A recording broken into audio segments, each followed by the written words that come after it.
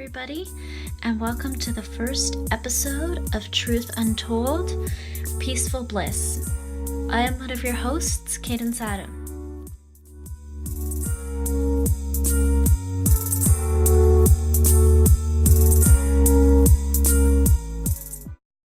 As a child, I had always been fascinated by one thing, the unknown.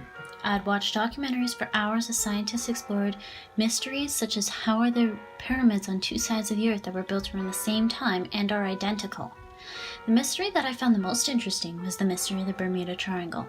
After deciding to do this podcast, we had decided to do it on the Bermuda Triangle, much to my delight. During our research to find out the mysteries of the Bermuda Triangle, we learned about many unique theories. In this episode, you will learn about the most logical theories we have encountered. But first, what is the Bermuda Triangle?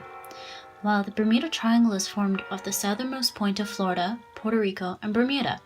It is a location where many ships and planes have gone missing, with no explanation.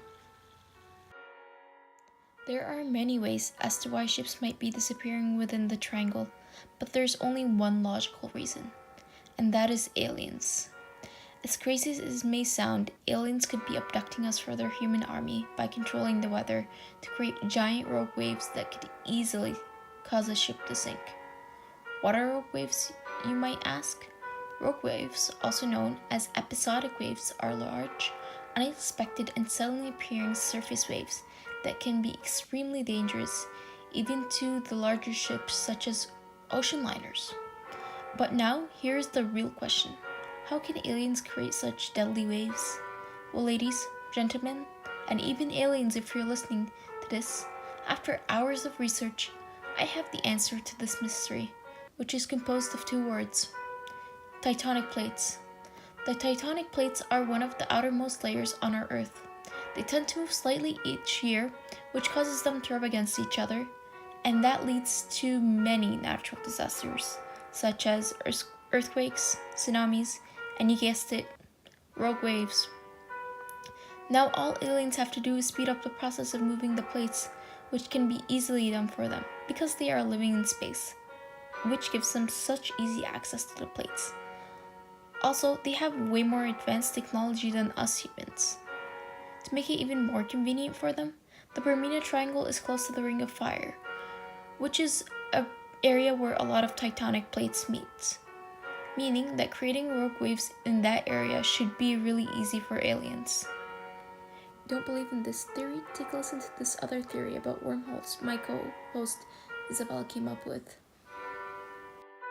Another popular theory about the Bermuda Triangle is that wormholes form there. So if you don't know what wormholes are, they're basically something that Albert Einstein theorized about, and he says that they're a tunnel through space and time. Okay, so I know this sounds weird, but once you hear the story I'm about to tell you, you might think it's possible. So on December 4th, 1970, this guy named Bruce Jernan flies from Andros in the Bahamas to southern Florida. The quickest way to do this is over the Bermuda Triangle. So shortly after takeoff, he sees a UFO-shaped cloud. This cloud is called a lenticular cloud, and they're perfectly normal, but they usually form at high altitudes over mountains. And this one, he says, was at a very low altitude, so about 500 feet. Anyways, the cloud is growing and it engulfs his plane as it turns into a normal cloud, and he keeps climbing up to cruising altitude. Once he breaks free of this cloud and flies away, he notices that it's kind of stretching around his plane, but he does break through and then he keeps flying to his destination in southern Florida.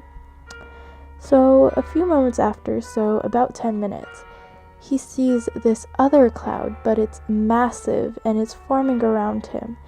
And as he flies into this cloud, he recalls it being dark and there being flashes of bright light.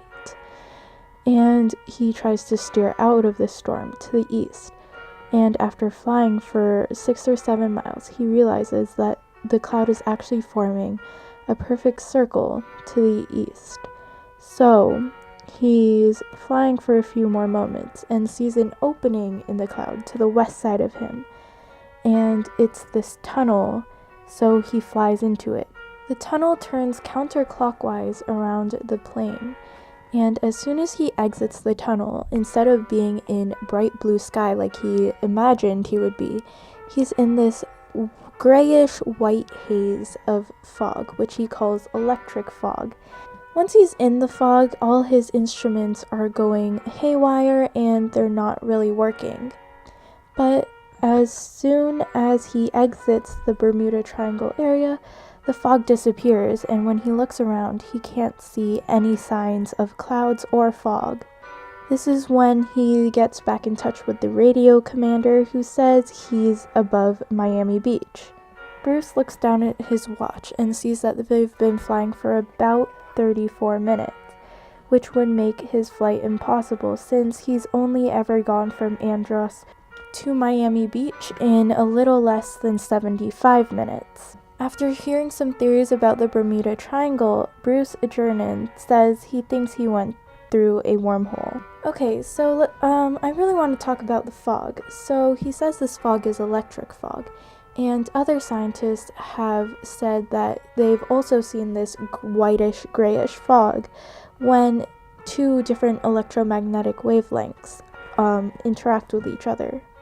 In Bruce's case, the electromagnetic differences would come from a sunspot that was affecting the Bermuda Triangle area at that time. Another explanation for the fog could have been roll cloud, which is a rare but completely real phenomenon that happens.